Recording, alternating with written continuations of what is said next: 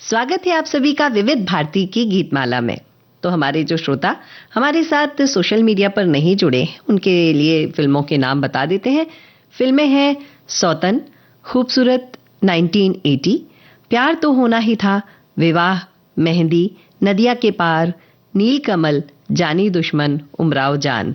इन सभी फिल्मों के आज हम गीत लेने वाले हैं और हमारे श्रोताओं ने बहुत अच्छे अच्छे संदेश भेजे हैं। वो संदेश हम आपको सुनवाना चाहते हैं। हालांकि आप सभी ने बिल्कुल सही पहचाना, आज का विषय है विवाह। विवाह हमारे देश की सबसे बड़ी संस्कृति है, जो केवल दो व्यक्तियों को नहीं, दो परिवारों को नहीं, दो समाजों को नहीं, जोड़ देती है कई शहरों को एक साथ। और यही परंपरा एक दूसरे के बीच प्रेम के प्रवाह को बढ़ाती है। हमारी श्रोता लिखती हैं कि भारतीय विवाह पद्धति में शास्त्रों के अनुसार 8 प्रकारों में बांटा गया है, जिनमें ब्रह्म विवाह को सबसे उत्तम और पैशाच विवाह को सबसे निकृष्ट बताया गया है। आधुनिक भारतीय विवाहों में हिंदू विवाह अधिनियम 1955 जैसे कानून विवाह की प्रक्रिया और उम्र को नियंत्रित करते हैं। विवाह की प्रक्रिया में कन्यादान, पाणिग्रहण, सप्तपदी जैसी परंपराएं शामिल हैं। वर और वधू की सहमति से वैदिक रीति रिवाजों के अनुसार किया जाने वाला कन्यादान करना, जो किसी पिता के द्वारा कन्या को वर को सौंपते हुए यह कहना कि तुम दोनों एक साथ गृहस्थ धर्म का पालन करो।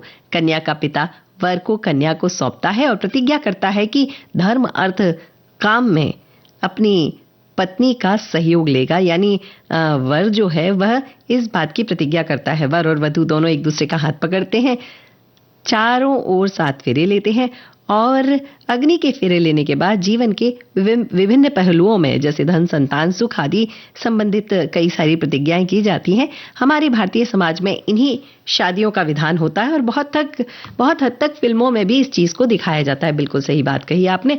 ऐसा हमारे कई सारे श्रोताओं ने कई सारे संदेश भेजे हैं, वो समय समय पर हम पढ़ेंगे, लेकिन पहला गीत मैं आपको सुनवा रही हूँ। पहला गीत जो सुनवा रही हूँ, उस गीत के गीतकार कौन है इतना बता दीजिए।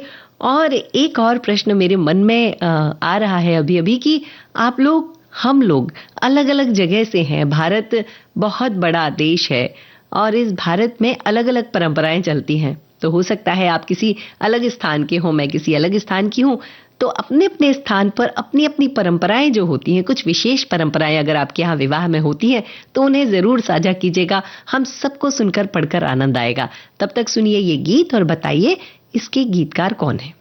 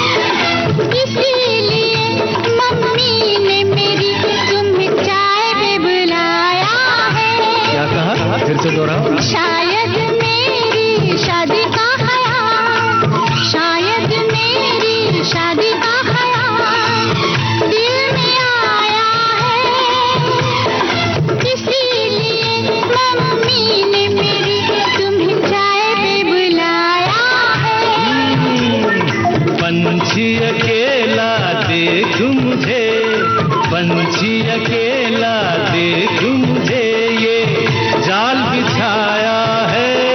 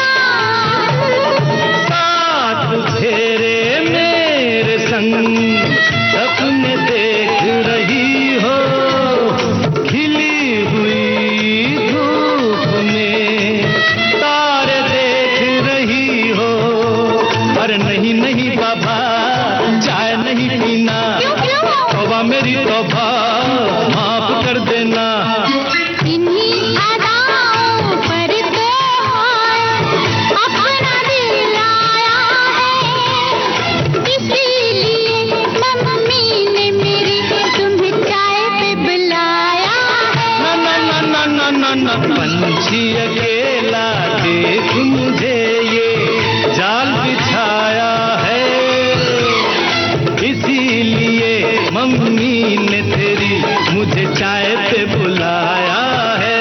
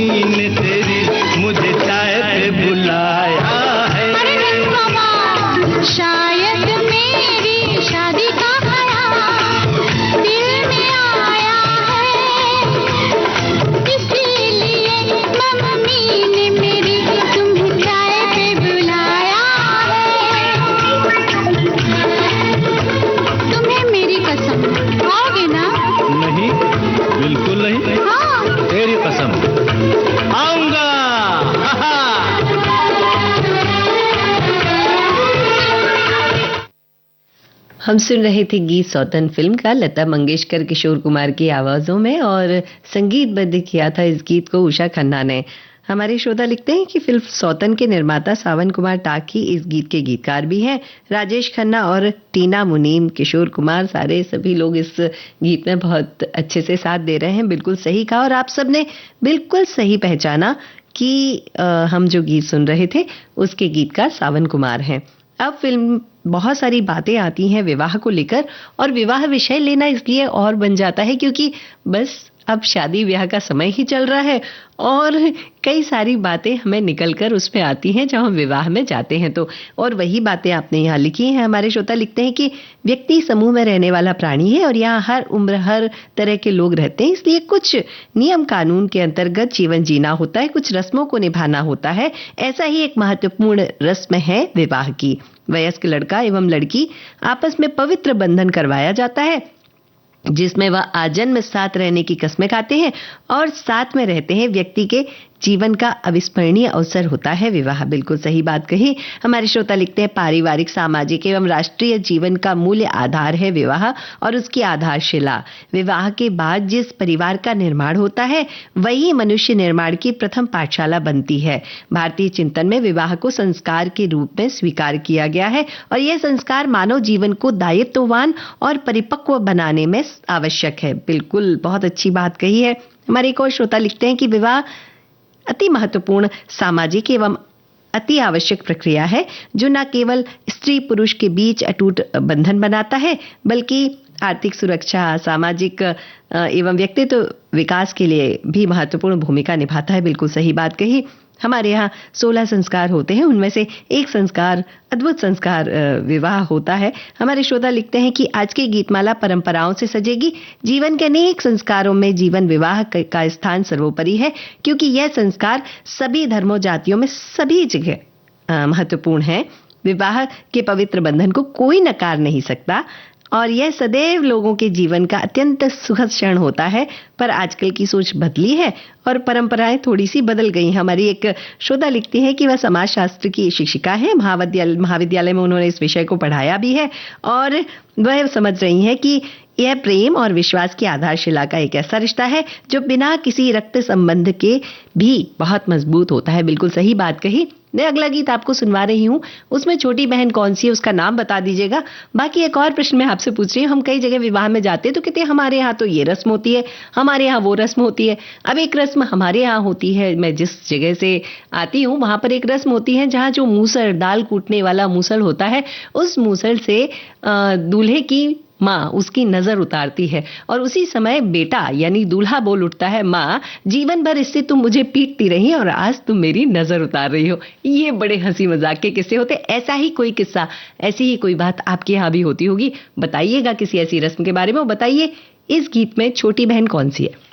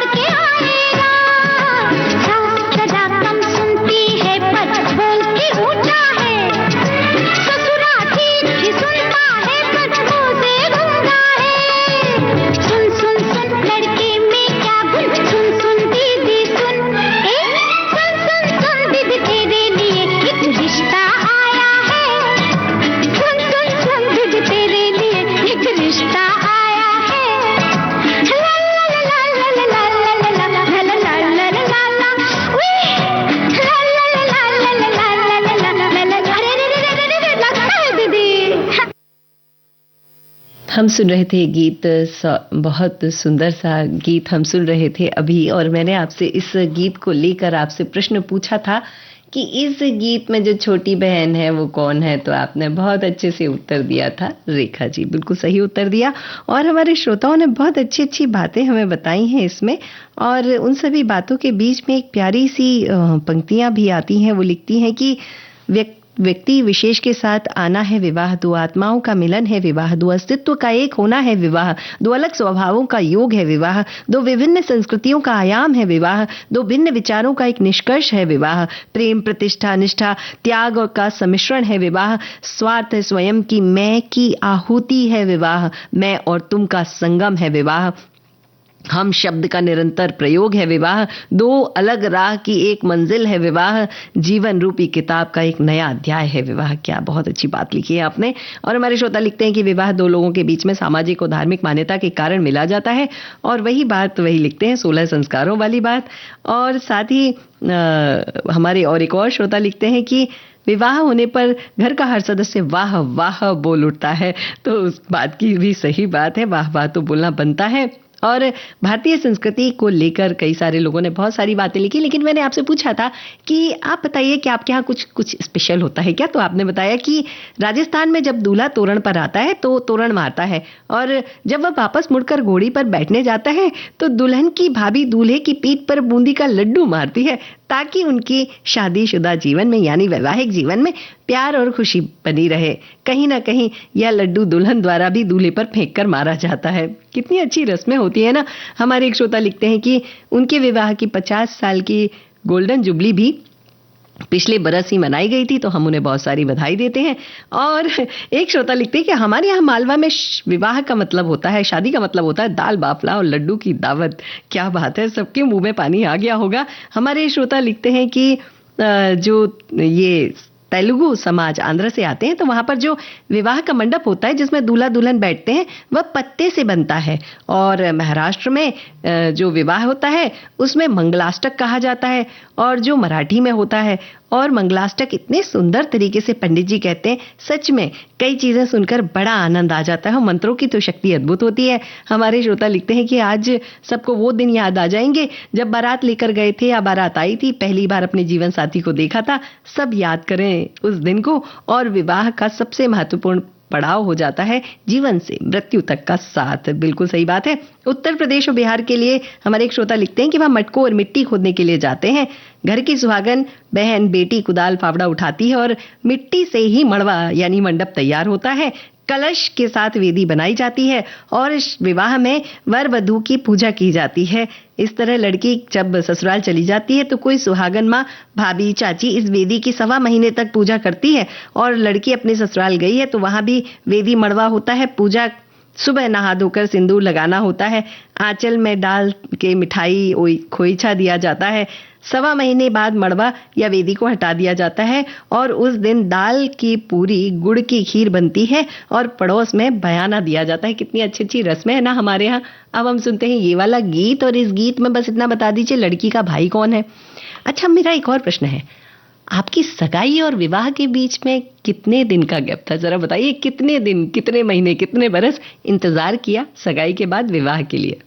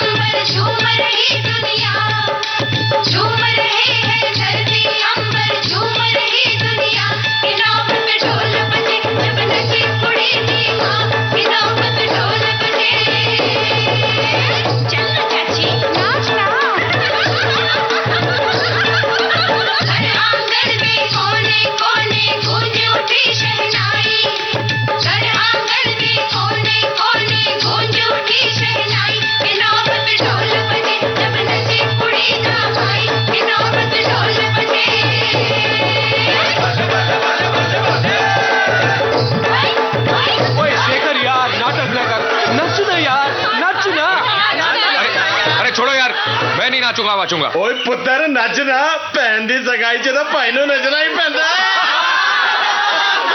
हाँ हाँ तो फिर बड़े भैया को नचाओ ना। क्यों, तेरी भी तो भैन है। ओए गल चंगी बोली। ओ कम ऑन शेखर, नाचो ना। नहीं नहीं, मुझे नहीं नाचना।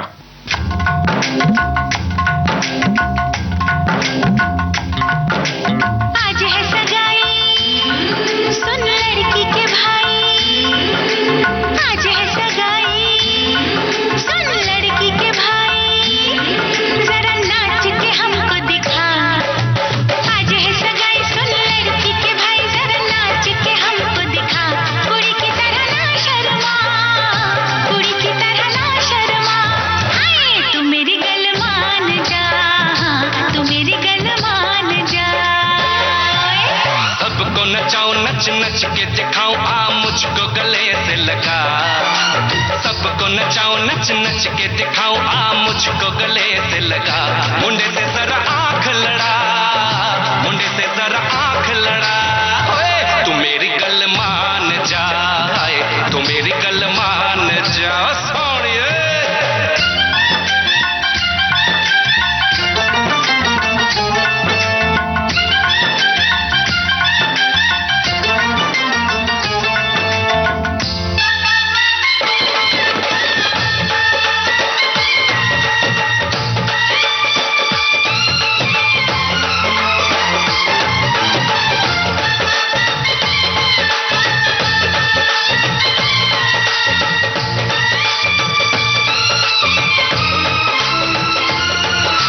सर पे सजा के सेहरा, बारात लेके आओ।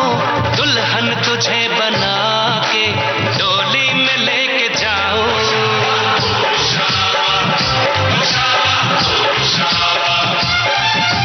भोली समझ के मुझ पे ना डाल ऐसे ताने। शादी नहीं करूंगी, जमाल जा दीवाने।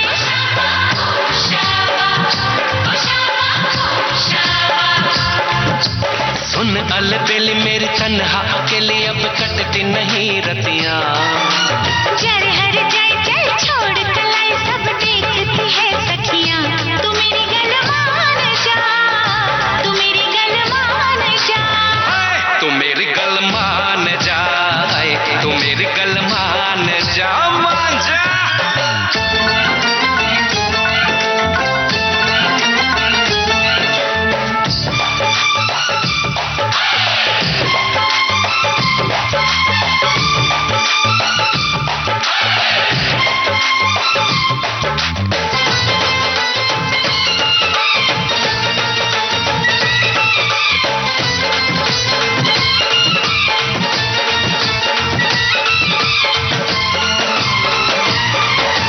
कहती है मेरी सखियां, दिल में है चोर तेरे। क्यों हाथ धोके ऐसे पीछे पड़ा है मेरे।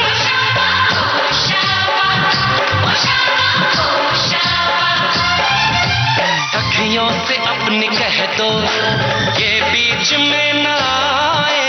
बन जाए मेरी साली, जीजा मुझे बनाए।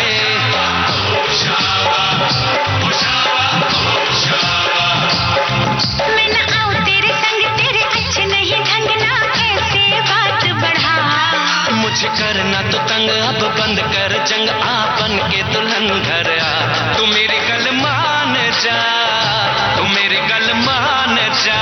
हाँ तू मेरी गल मान जा, तू मेरी गल मान जा। आज है सगाई, सुन लड़की के भाई। जरा नाच के हमको दिखा। सबको नचाऊं, नच नच के दिखाऊं, आ मुझको गले से लगा। कुड़ी की तरह ना शर्मा, मुंडे से जरा आंख लड़ा।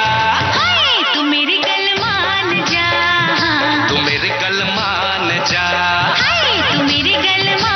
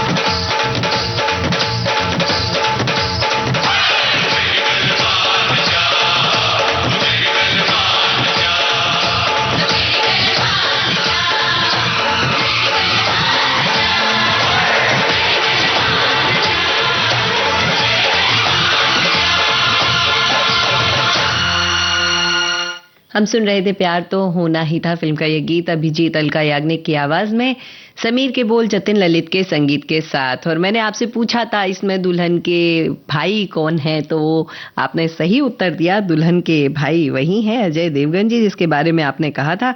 और अभी हम विवाह के बारे में बहुत सारी बातें करेंगे, बड़ी रोचक बातें आप कह रहे हैं, लेकिन सुन लेते हैं ये संदेश। सुनिए सुनिए एक खुशखबरी, कहिए ना।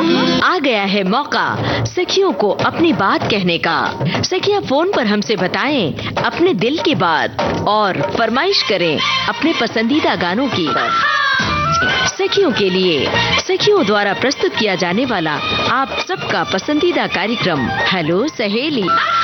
इस कार्यक्रम की रिकॉर्डिंग होगी प्रत्येक मंगलवार को दिन में 11 बजे से 12 बजे के बीच। हेलो सहेली कार्यक्रम का प्रसारण होगा प्रत्येक शुक्रवार को दिन में 3 बजे से सिर्फ विविध भारती पर। शुक्रिया शुक्रिया। रिकॉर्डिंग के लिए नोट कर लीजिए हमारा टेलीफोन नंबर 022-400-24662। तो उठाइए अपना टेलीफोन और कहिए हेलो सहेली और बताइए अपने दिल की बात, सुनिए अपनी पसंद के गाने।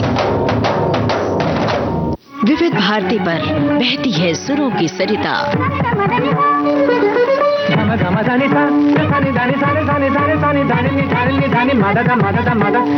घोलती है आपके जीवन में शास्त्रीयता, बारीकियां रागों की, श्रृंगार सुरों का। समय बीता दौर बदले, कायम है संगीत की मधुर पाठशाला।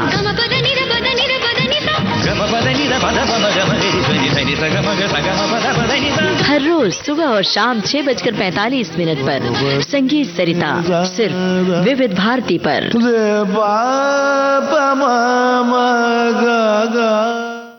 आप सुन रहे हैं विविध भारती राष्ट्रीय सेवा, देश की सुरीली धड़कन। कार्यक्रम चल रहा है विविध भारती की गीतमाला, और इसी कार्यक्रम में हमने आपसे पूछा था कि आपके यहाँ कुछ विशेष कार्यक्रम होते हैं क्या विवाह में।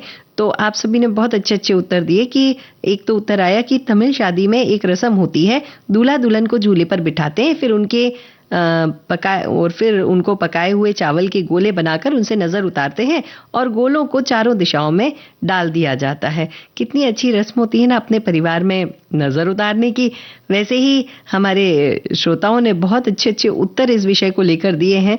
एक और बड़ा मजेदार सा उत्तर आया है कि विवाह की रस्मों में एक और रस्म ये होती है कि भतीजे की विवाह में बुआ का ये काम होता है कि वह मंडप के नीचे लावा भूंजती है और भाभियां उस चूल्हे की आग में पानी डालने का प्रयास करती हैं और बुआ प्रयास करती है कि ये आग बुझ ना जाए, और ऐसे ही मजाक वाली ये लड़ाई चलती रहती है।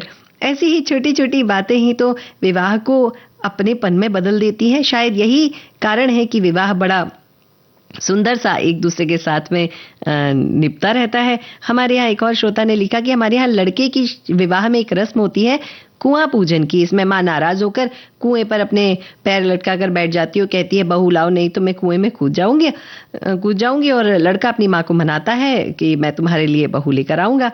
आजकल कुआं नहीं होता है तो बाल्टी और इस सब में भी ये रस्म पूरी कर ली जाती है। बहुत अच्छी बात है। एक श्रोता लिखते हैं कि मूसर वाली जो रस्म है वह इलाहाबाद में भी होती है। बहुत अच्छी बात है। उन्होंने बताया कि ये कुएं वाली रस्म भी वहां पर होती है। बड़ी सुंदर बातों को आप बता रहे हैं। गुजरात समाज में एक और रस्म होती है, ऐसा हमारे श्रोता लिखते हैं कि मंडप के चौखट पर जैसे ही बारात आती है तो स्वागत करके महिलाएं प्रणाम करती हैं, अचानक से दामाद की नाक खींचती हैं और दामाद को भी यह रस्म मालूम होती है तो वो अलर्ट रहता है और अपनी नाक नहीं खिंचवाना चाहता, और ऐसे ही वो बचता रहता है। बहुत सारी रस्में होती हैं। ऐसी ही रस्मों के बीच में मैंने आपसे प्रश्न पूछा था कि आपके विवाह के बीच में कितना समय रहा, तो अंतर कितना रहा। तो हमारे श्रोता लिखते हैं कि मेरे सास ससुर की सगाई व विवाह में 11 बरस और इनके विवाह और सगाई में 45 दिन का। कोई श्रोता लिखते हैं 7 महीने का। कोई श्रोता लिखते हैं कि सगाई जनवरी में और विवाह हुआ था अप्रैल में। कोई लिखता है 90 दिन का। और हमारे एक श्रोता लिखते हैं कि हमारे यहाँ तो शादी के समय सगाई का चलन नहीं था, फलदान का चलन था, तो लड़के को बुक कर लेना इसे कहते हैं। तो बोले हमारी बुकिंग और शादी के बीच में अंतर 7 महीने का रहा। हमारे एक श्रोता लिखते हैं कि 1 साल 25 दिन बाद विवाह हुआ था, एक दूसरे को देखा नहीं था, पर विवाह की रस्मों में पति को माला डालते समय पहली बार देखा और इसे कभी भूल नहीं पाए। कितने सुंदर भाव होते होंगे ना, कितनी जुगुप्सा रहती होगी ना। वैसे मैं ये जानना चाहती हूँ कि इस सब के बीच में आप लोग क्या कर रहे थे? किस तरह से एक दूसरे को बात कर रहे थे, या किस तरह से एक दूसरे के पास खबर भेज रहे थे, या एक दूसरे से बात की ही नहीं? ये बात जरूर बताइएगा। और हमारे एक श्रोता ने इसका उत्तर लिखा भी है कि हमारे विवाह में 1 साल का अंतर था, प्रेम पत्रों का जमाना था, तो मैं अपने प्रतिनिधित्व के रूप में मेरे एक कर्मचारी को पत्र देकर भेजता था, लेकिन उसकी दादी इतनी जालिम थी कि उसे सामने तक नहीं आने दिया। मन महसूस कर पत्र वापस ले आया और आज 43 साल बाद भी इस बात को याद करके हम हंसते हैं और उन दिनों को याद करते हैं। ये कितना खूबसूरत दौर होता है ना, सगाई और विवाह के बीच का। लिखिएगा आपने इसे कैसे निभाया। और सुनते ही ये अगला गीत, बस बता दीजिए इसमें संगीत किसका है।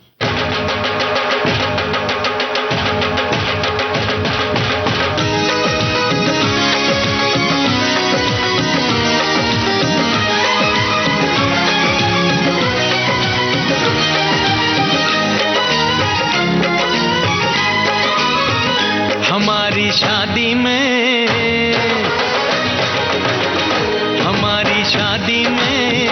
अभी बाकी है हफ्ते 400 बरस लगे। ये हफ्ते कैसे होंगे पार नहीं कर सकता मैं, और एक दिन भी इंतजार आज ही पहना दे, पहना दे, पहना दे, आज ही पहना दे। तेरी गोरी बाहों का हार पूनम हो जानम हो, पूनम हो जानम हो।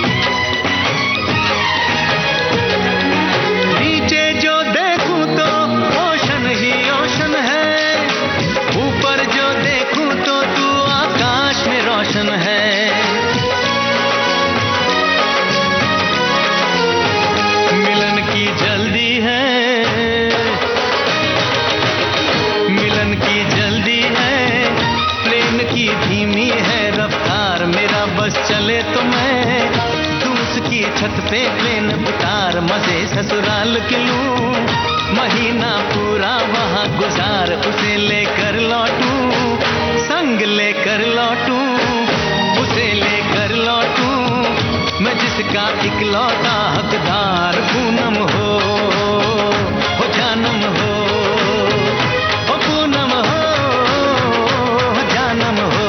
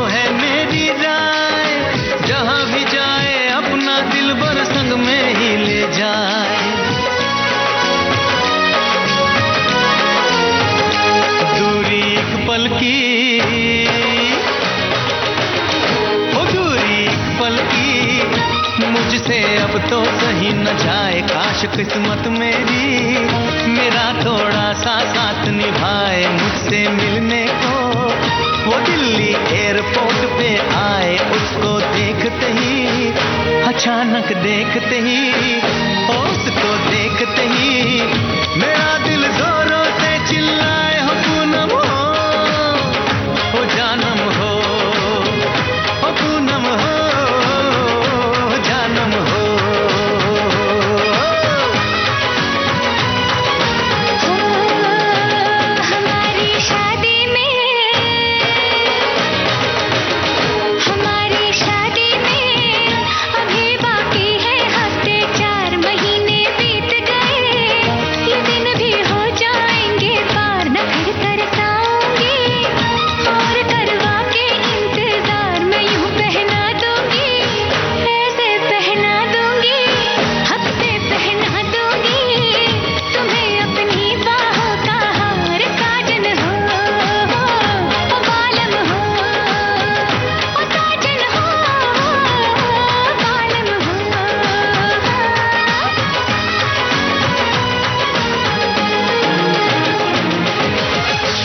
हमारी शादी में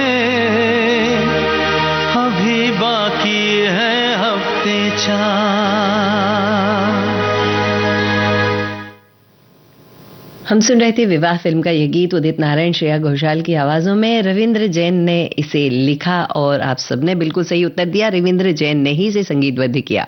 आप सुन रहे हैं विविध भारती राष्ट्रीय सेवा, देश की सुरीली धड़कन। कार्यक्रम चल रहा है विविध भारती की गीतमाला और आज हम विवाह की बात कर रहे हैं। तो हमारे यहाँ एक श्रोता लिखते हैं कि सागर और दमोह जिले में विवाह में बारात जाने के बाद महिलाओं का अलग अलग तरह के वेश में घूमना, जिसे बाबा कहते हैं, इसका चलन है। जी हाँ, ये यहाँ वहाँ घूमती है और बहुत सारी चर्चाएं भी करती हैं। बड़ा आनंद आता होगा इस सब में।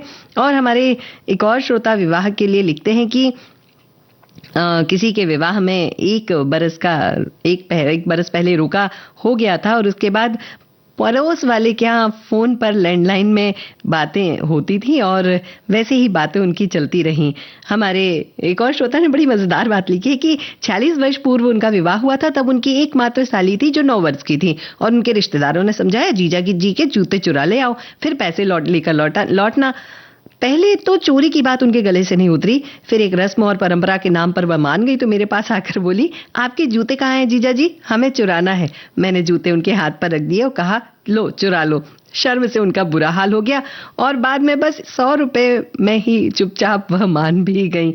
ऐसी बहुत सारी बातें होती हैं। और एक श्रोता लिखते हैं कि बिहार, उत्तर प्रदेश, शायद कई और जगह पर ऐसा लिखा जाता है, ऐसे विवाह में होता है, लड़का लड़की की शादी में कोहबर लिखा जाता है। इसमें हल्दी और कलर से चांद, सितारे, ब्रह्मांड, पेड़ पौधे, दूल्हा दुल्हन बनाए जाते हैं और जब विवाह संपूर्ण हो जाता है तो वधू और वर को उसमें बिठाया जाता है। सालियों के द्वारा छिकाई होती है, बहनों इसे नेग लेती हैं, कोहबर की पूजा कराते हैं, उनका मुंह मीठा कराते हैं और फिर बहू जब ससुराल पहुंचती है तो उसे भी उस घर में दलिया में पैर रखकर कोहबर तक ले जाया जाता है। फिर वहां पूजा होती है और मुंह दिखाई होती है। ये सब ब्रह्मांड से, प्रकृति से जोड़ने के ही तो तरीके हैं। हमारे श्रोताओं ने लिखा कि फरवरी में सगाई हुई, जून में विवाह। हमारे समय में इतनी हिम्मत नहीं थी कि पत्रों का आदान प्रदान कर सके। बिल्कुल सही बात है, कई बार ऐसा होता भी है। हमारी एक श्रोता लिखती है, हमने तो डायरेक्ट कोर्ट मैरिज कर ली थी तो हम बच गए। हमारे एक श्रोता बहुत अच्छी बात लिखते हैं कि विवाह का सीजन, बिल्कुल सही विवाह थीम ली है, लेकिन विवाह संस्कार जो पारंपरिक रीति रिवाज हैं, हमारे पंडित जी हैं, विवाह के वास्तविक मंत्रोच्चार करते हैं, शॉर्टकट नहीं होने चाहिए, अग्नि के फेरे पूरे मंत्रोच्चार से होने चाहिए। परंतु आजकल जो विवाह होता है इसमें प्री वेडिंग, नाच गाना, पूल पार्टी, रिसेप्शन, इस सब पे ज्यादा हम समय देते हैं और शॉर्टकट कर देते हैं रीति रिवाजों में। तो वह लिखते हैं कि इससे थोड़ी बहुत दिक्कत आ सकती है। तो न्यू जनरेशन से निवेदन है कि भारतीय पारंपरिक रीति रिवाजों का महत्व समझें और निभाएं। और हमारे एक श्रोता उसके लिए भी लिखते हैं कि आजकल विवाह ऐसा समारोह है कि लोग छुट्टी लेकर दूर दूर से आते हैं, क्योंकि ऐसे समारोह में हल्दी, मेहंदी आदि में बड़ा आनंद आता है। लोग आनंद लेने के लिए यहाँ पर आते हैं। बहुत सही बात है।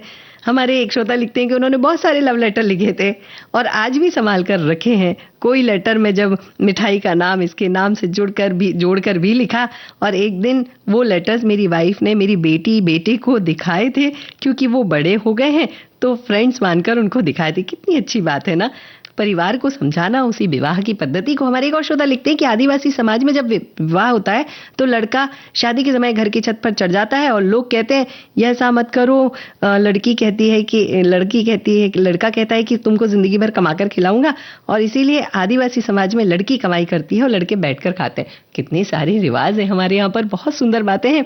अब हम सुना रहे हैं आपको एक बहुत प्यारा मेहंदी का गीत। बस बता दीजिएगा इसके गीतकार कौन है। और एक और बात, आपके विवाह में जैसा ये जो वो जूते और साली वाला किस्सा हुआ था, वैसे कई किस्से हुए होंगे, जरूर साझा कीजिएगा। सुनते हैं ये गीत।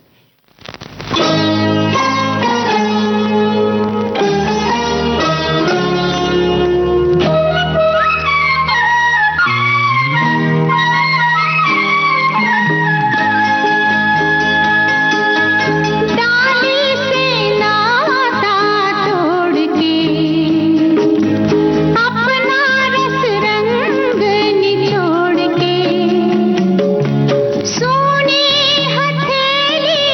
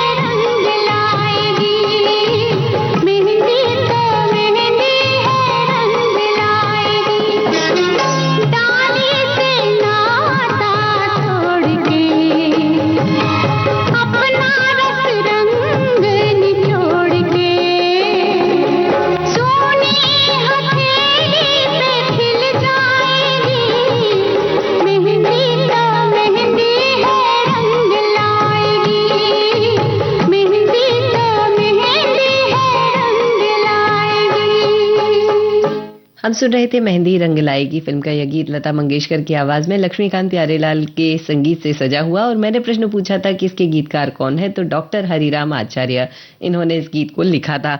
आप सभी बहुत सारे बहुत मजेदार उत्तर दे रहे हैं और इन सभी उत्तरों को पढ़कर बड़ा आनंद आ रहा है, जिनमें से हमारे श्रोता बहुत अच्छे से लिखते हैं कि उनकी विवाह में सिर्फ 1100 रुपए में पूरा विवाह हो गया था, पर आजकल तो इतना जूते वाली रस्म में ही लग जाता है। नहीं, इससे कहीं ज्यादा पैसा है उस रस्म में लग जाता है। हमारे श्रोता लिखते हैं कि मेरी साली जब सामैया लेके पोख आई थी तो मुंह मीठा करने का रिवाज होता है, तो उन्होंने साकर की जगह फिटकरी खिला दी थी। आज भी जब वो वीडियो देखता हूँ, वीडियो कैसेट में देखता हूँ, तो बड़ी हंसी आती है। बिल्कुल सही बात है। हमारे श्रोता लिखते हैं मेरी शादी के दिन तो जूता तो निकला ही नहीं, किसी को तो मुझे खुद को ही निकाल कर देना पड़ा, क्योंकि किसी ने कहा कि ये रीत होती है। यानी आप बड़े सख्त जियाजी बनकर गए थे। बहुत बढ़िया। हमारे श्रोता लिखते हैं कि हमारे यहाँ सगाई नहीं होती है, बड़ी जोर शोर से होती है। पहले वर कन्या के माता पिता एक दूसरे को सगुन देकर सगाई पक्की कर दिया करते थे और इनके विवाह में 1.5 साल का अंतर था। सगाई के बाद 6 महीने बाद मिले थे और फिर पत्र का दौर हुआ। हमारे एक और श्रोता बड़े अच्छे से बताते हैं कि टेलीफोन बूथ पर फोन करता था। ससुर के घर पे टेलीफोन था नहीं, पड़ोसी का नंबर दे दिया था। टेलीफोन बूथ से फोन करते थे, पड़ोसी के घर बात करनी पड़ती थी और जब वो पड़ोसी महिला फोन उठाती तो कहती ओह कुमार का फोन है, फिर बुलाने जाते थे और दोबारा फोन करते थे और इन्होंने टेलीफोन बिल की लिमिट 100 रुपए रखी थी। इतनी सारी बात कर लेते थे, क्या बात है। हमारे यहाँ एक और श्रोता लिखते हैं कि सगाई और विवाह में 1 साल का अंतर था, क्योंकि एक दुर्घटना घट गई थी। उनकी जो श्रीमती जी, उनके चाची जी का निधन हो गया था, तो ससुराल वाले कहने लगे कि अब 1 साल तक मुलतवी करनी पड़ेगा विवाह।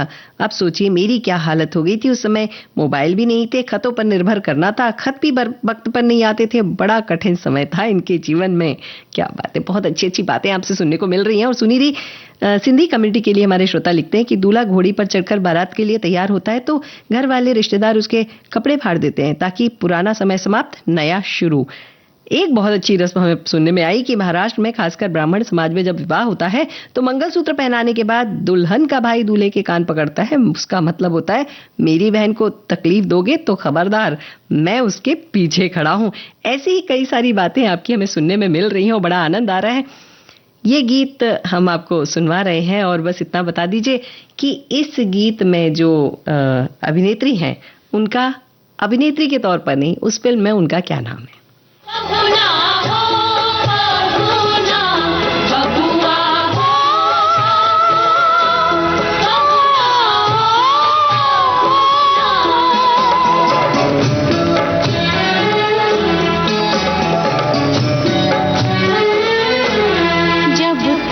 पूरे ना हो तेरे साथ, जब तक पूरे ना हो तेरे साथ, तब तक दुल्हन नहीं दुल्हा की, तब तक बबूनी नहीं बबुआ की ना, जब तक